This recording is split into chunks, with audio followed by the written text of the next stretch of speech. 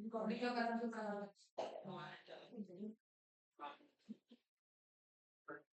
हिंद प्यारे दोस्तों, कैसे हैं? आई होप कि आप लोग बहुत अच्छे होंगे और अपनी पढ़ाई बहुत बेहतरीन तरीके से कर रहे होंगे। आज हम बाबू तीन ऐसे चैप्टर लेकर आए हैं फिजिक्स का, जो आपका एग्जाम में सीधे सीधे कह नहीं सकते हैं कि इस तीन चैप्टर से कब क्वेश्चन आपका पेपर में छप जाएगा, सब कोई काट नहीं है। हम लोग बहुत ही बेहतरीन तरीके से इसको टाइपिंग करवाए हैं और कहा सकते इसका पार्ट 2 नाजिल हो रहा है, कल इसका पार्ट 2 जाने वाला है फिजिक्स का। उसी प्रकार आपका केमिस्ट्री और बायो का जाएगा। ठीक है, चलिए तो देखिए बाबू लिखा गया है प्रकाश का प्रवर्तन, प्रकाश का अपवर्तन और मानव नेत्र का सब्जेक्टिव प्रश्न रट लो, है ना, यही आएगा एग्जाम में। एकदम 100% कह सकते हैं कि जो बच्चे अभी कुछ भी नहीं पढ़े हैं, ये वीडियो शुरू से अंत तक देख लीजिए और दबा कर शेयर कर लीजिए। चलिए हम लोग स्टार्ट करते हैं। देखिए ध्यान से हम लोग पहला प्रश्न को चल देखो बाबू, यही आपका वीडियो है, क्वेश्चन आपका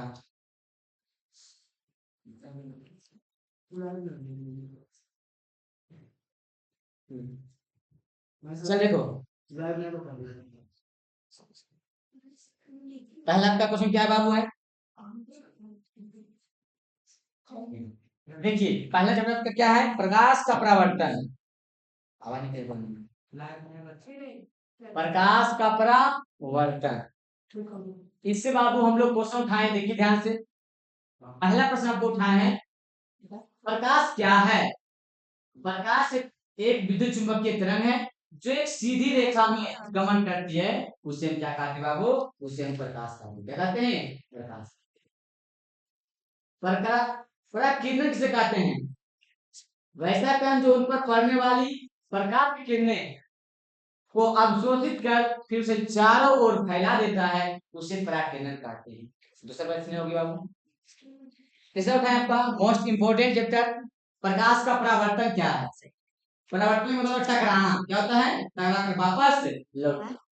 जब प्रकाश की किरण किसी वस्तु पे पड़ती है और वस्तु से टकराने के बाद पुनः उस दिशा में वापस लौट जाती है, उसे प्रकाश का परावर्तन कहते हैं। देखिए दिख रहा है आपको प्रकाश का परावर्तन। देखिए यही आपका परावर्तन है, ये आपका समतल सतह है। क्या है? समतल सतह है। भाई साहब फिगर आता है आपका, ठीक है। ये आपका अभिलंब है, ये क्या है? अभिलंब। क्या है? यन है। इसको ए मान लीजिए, आप इसको बी मान लीजिए, ओ, है ना। कैसे यहाँ पे पारा गया है? ये आपका क्या है? समतल दर्पण। समतल दर्पण है। ये आपका क्या है? आपतन बिंदु। आपतन बिंदु है। दिख रहा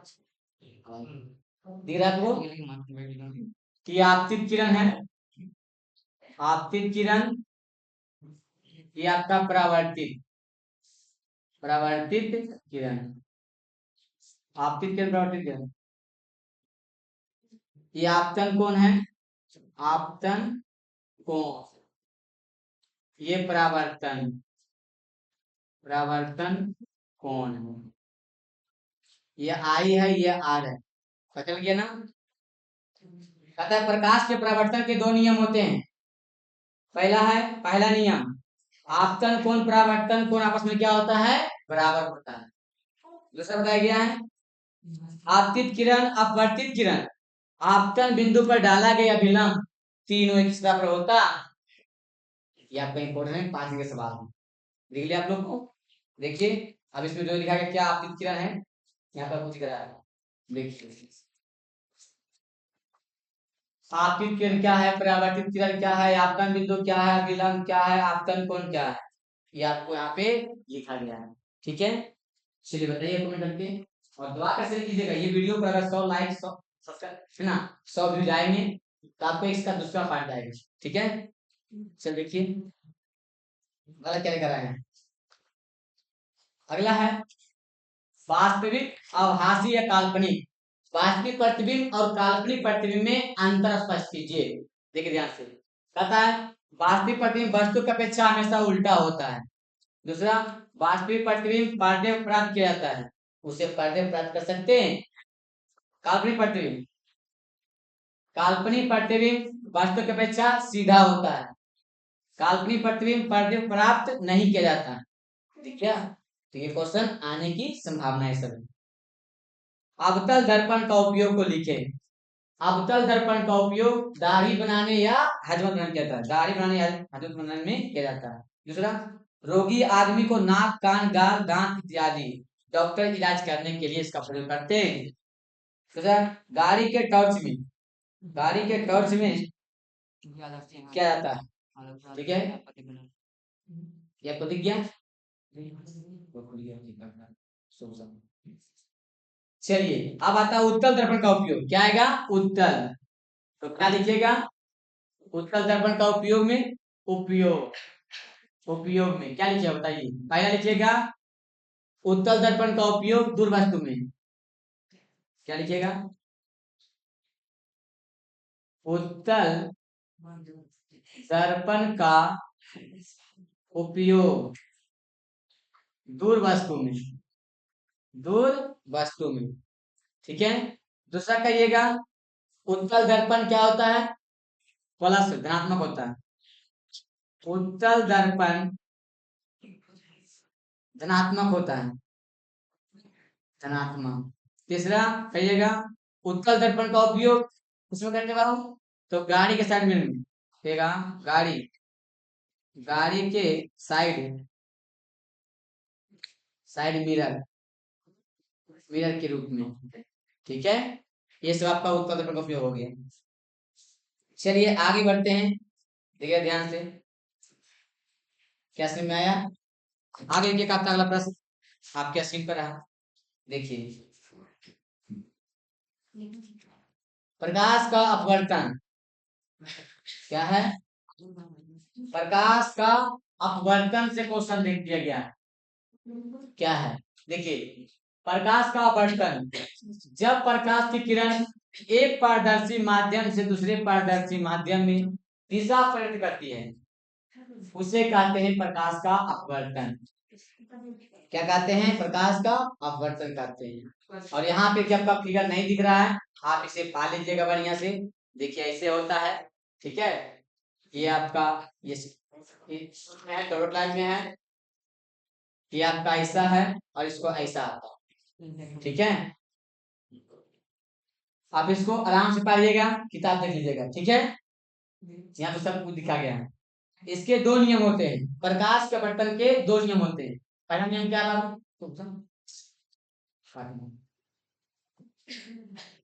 कितने नियम होते हैं, दो नियम। एक होता है पहला नियम, आपतित किरण अपवर्तित किरण आपतन बिंदु पर डाला गया विलंब तीनों एक समान। आपतित किरण अपवर्तित किरण आपतन बिंदु पर डाला गया विलंब तीनों समान होता है। दूसरा बोला गया है, दूसरा नियम, आपतन कोण की जया, आपतन कोण की जया, परावर्तन कोण की जया एक नियतांक होता है, उसे स्नेल का नियम भी कहते हैं। देखिए यहाँ पे आपतन कोण की जया क्या बोला है, देखिए क्या बोला है स्नेल का नियम, तो म्यू बराबर साइन, साइन आई बटा साइन आर होता है। आ जाएगा, क्या होता है दूसरा नियम, आपतन कोण की जया परावर्तन कोण की जया एक नियतांक होता है, उसे स्नेल का नियम कहते हैं। म्यू क्या होगा, साइन आई बटा साइन आर होता है। अगला है प्रिज्म। क्या है प्रिज्म, किसी कोण पर झुके दो समतल पृष्ठों, किसी कोण पर झुके दो समतल पृष्ठों घिरे किसी पारदर्शी माध्यम को प्रिज्म कहते हैं। बताइएगा, देखिए आपका एक प्रिज्म है, ये आपका है, किसी कोण पर झुके दो समतल पृष्ठों घिरे किसी पारदर्शी माध्यम को प्रिज्म कहते हैं। और प्रिज्म का जो कोण होता है कितना डिग्री होता है, 60 डिग्री का होता है। और सतह कितना होता है बाबू, सतह बताइए, सतह 5। ठीक है, आप इसको आराम से पारिएगा प्रिज्म के फिगर को। देखिए अगला प्रश्न लेकर आए इस चैप्टर का, ध्यान से देखिएगा। ये वीडियो आपको रिकॉर्ड बन रहा है, क्या बन रहा है, रिकॉर्डेड बन रहा है। और वीडियो पर 100 लाइक 100 भी जाएंगे, इसका पार्ट 2 आएगा। ठीक है, चलो। उत्तल लेंस को अभिसारी लेंस क्यों कहा जाता है? उत्तल लेंस को अभिसारी लेंस क्यों कहा जाता है? कहिएगा। उत्तल लेंस से होकर जाने वाली किरण पुंज में, उत्तल लेंस से होकर जाने वाली किरण पुंज में अभिसरित करना ही उत्तल लेंस को अभिसारी लेंस कहा जाता है।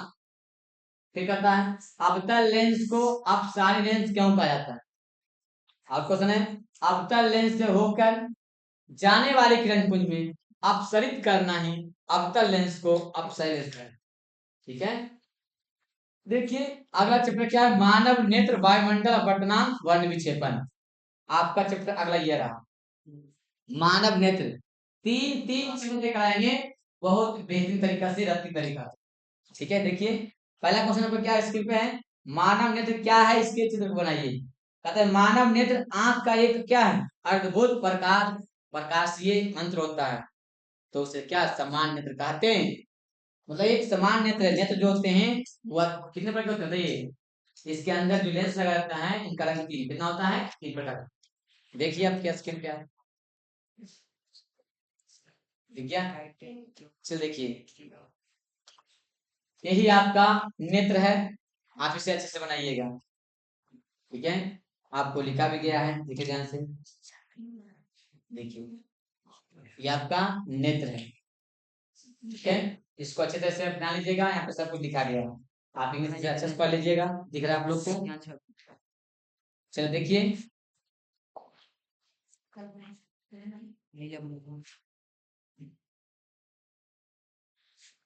चल देखिए ये आपका प्रश्न रहा आपके स्क्रीन पे।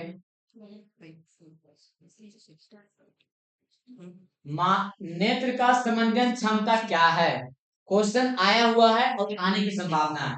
जो बच्चे वीडियो को शुरू से अंत तक देखेंगे बहुत बेहतरीन तरीका से नंबर लिख दीजिएगा। वस्तु दूर रखे या निकट हमें साफ साफ देख सकते हैं, वस्तु दूर हो या निकट हो हमें साफ साफ देख सकते हैं। आंख अपनी लेंस लेंस की फोकस दूरी बदल सकती है या क्या परिवर्तन से पेशियों को तनाव घटते हैं और बढ़ते हैं, उसे क्या कहते हैं? मानव नेत्र का समंजन क्षमता कहते हैं। अगला प्रश्न है दृष्टि दोष क्या है? कहता है वैसा वस्तु जो स्पष्ट रूप से देख सकते हैं या कई कारणों पर नेत्र बहुत ही दूरी पर स्थित या निकट स्थित को क्या कहते हैं? दृष्टि दोष। और दृष्टि दोष जो होते हैं वह 3 प्रकार के होते हैं। कितने होते हैं? 3 प्रकार के। कार्य क्यों टिमटिमाते हैं बताइएगा। एक वीडियो लगाएंगे बाबू आपको पूरे 5 के प्रश्न को, पूरा 5 करेंगे, फिजिक्स करेगा, केमिस्ट्री करेगा, बायो करेगा। तारे क्यों टिमटिमाते हैं? जब हम तारे की ओर देखते हैं तो उनकी चमक घटता बढ़ता, जब हम तारे की ओर देखते हैं उनकी चमक घटती बढ़ती प्रतीत होती है। तो हम कह सकते हैं, तो हम कहते हैं कि तारे टिमटिमा रहे हैं, तारे की चमक घटती बढ़ती क्या होती है? बढ़ना वायुमंडल अपवर्तनांक के कारण होता। और किसके कारण होता है? तो वायुमंडल अपवर्तनांक के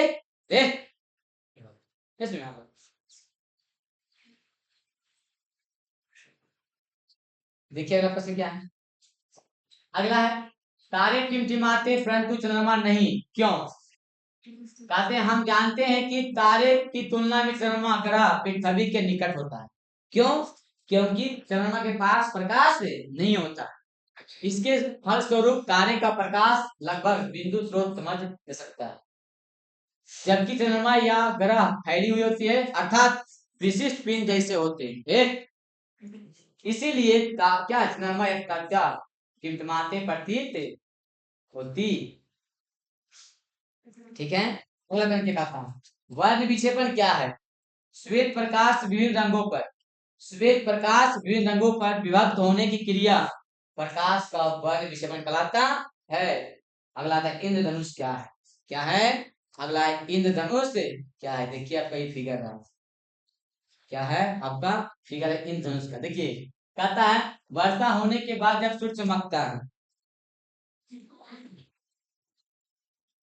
वर्षा होने के बाद जब सूर्य चमकता है तो सूर्य की ओर पीठ करके खड़ा हो जाते हैं और तब हम कभी कभी आसमान में अर्धवृत्ताकार रंगीन पट्टी दिखाई पड़ता है या पड़ती है, उसे क्या कहते हैं? उसे इंद्रधनुष कहते हैं। कितने रंग होते हैं बाबू? 7 रंग। क्या बोलते हैं? 7 रंग होते हैं। बैगनी हैप्पी नाला, बैगनी हैप्पी नाला होता है। देखिए आपका इंद्रधनुष सही है।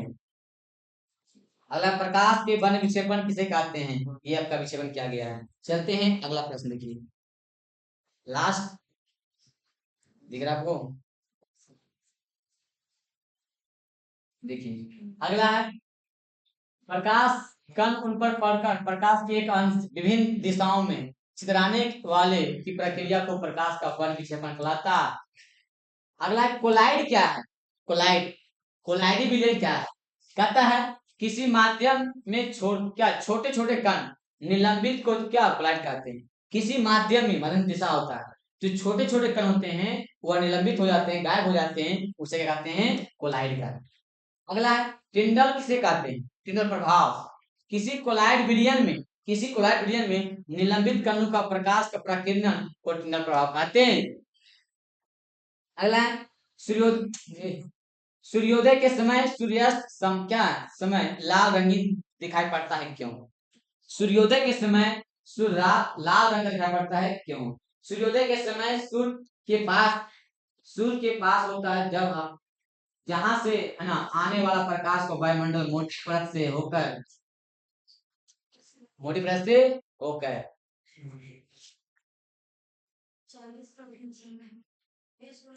गुजरती है तथा क्या अधिक दूरी तय तय करनी पड़ती है। नील या कल है ना, नील तथा कल तरंगदैर्घ्य वाला प्रकाश अधिकांश भाग में कणों का दीवार प्रकाश करता, उसे क्या कहते हैं? सूर्योदय के समय सूर्य लाल दिखाई पड़ता। अगला है, सिंगल सिंगल में प्रकाश का रंग लाल क्यों दिखाई देता? खतरे का रंग लाल क्यों होता है? जैसे एक दुल्हन का साड़ी लाल क्यों होता है? सबसे पहले दुल्हन दिखाई देना चाहिए, इसीलिए लाल रंग का संकेत होता है। देखिए आपके स्क्रीन पे लास्ट क्वेश्चन बताइए, सिंगल में खतरे का संकेत सिंगल के प्रकाश के लाल रंग होता है। लाल रंग का क्या कोहरा या क्या धुआं से सबसे कम प्रकाशित होता है, इसीलिए दूर से ही दिखता। बताइए क्या समझ में आया? और ये वीडियो अगर आप लोगों को अच्छा लगा तो वीडियो को लाइक कर देना है और चैनल को सब्सक्राइब कर दीजिएगा और दोस्तों को शेयर कीजिएगा। अगर ये वीडियो आप लोग 100 व्यू 100 लाइक आएगा, इसका पार्ट 2 लेकर आएंगे हम लोग कल। ठीक है, तो मिलते हैं कल क्लास में, सभी को बाय।